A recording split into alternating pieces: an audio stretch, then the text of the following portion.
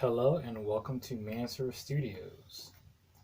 Today I'll share a little something I use a lot in my pictures and have saw little of on Google, but I now do it a lot myself. And that is applying an HDR effect to your pictures. So HDR stands for high dynamic range. And the idea behind it is that you can have deeper shadows and brighter colors at the same time. So when you take a picture, let's say with a lot of sunlight, your shadows can be very dark and just dreary. You can hardly see anything in those spots. And if you were to take a picture in a lower exposure and you get what you want in that lower exposure well, then all your whites are blown out and is too bright that you can see what's going on. So when you're not doing HDR, those are your two common scenarios. Either it's too dark or too bright. The idea behind it is to get the best of both worlds, have both the light and dark. So typically, if you do this on your own camera, if it does have a mode called bracketing on it, bracketing or HDR, maybe both, is that the camera would take more than one picture. And each picture is set to a different exposure. And so if you take these pictures with different exposures, and I think on my D5200, Nikon D5200, if you do HDR, it will take two pictures of different exposures and put them together.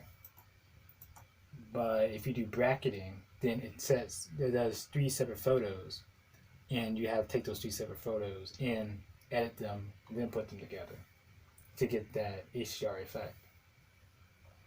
Now, why you want to do this in, say, editing program like Gimp? Well, one advantage is that you only need one picture.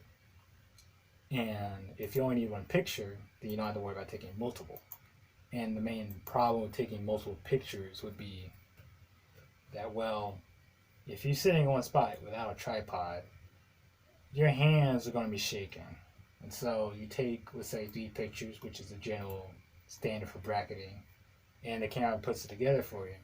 Well, those 3 pictures not going to be in the same spot, and you're going to have kind of a weird blurry mess because you have 3 pictures of different exposures of the same thing, but each of them are a bit misaligned. So I went a bit faster there because I was editing while I was talking, so I wasn't talking much about the HDRing in Gimp. So what I did here, and so I have my main layer, which is the picture I exported in. Let me make this picture bigger for you. Control-Shift-J. And so you don't touch the original copy. Instead, you duplicate it 4 times. And the very bottom we set to hard light. Next, we set to green merge. Then you have darken only, and then lighten only.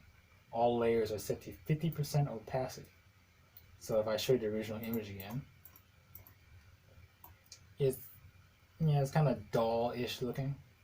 The colors could be brighter, but it's a good picture overall. It has the balanced exposure. You have some darks and lights. So moving up from the very bottom and up, one at a time. Hard light. Okay. Lights are getting lighter. Darks are a bit darker. The green merge adds a lot of saturation. And then you have your darken only and lighten only layers. And so these 2 top layers, the darken only and lighten only, I notice it seems to nullify the effect of the green merge, in which it just, you can never really get a picture like this. I've never seen a picture like this come straight from a camera. It's quite ridiculous how white those lights are just by the fountain here. So you need a darken only and lighten only. Bingo. And there you have it.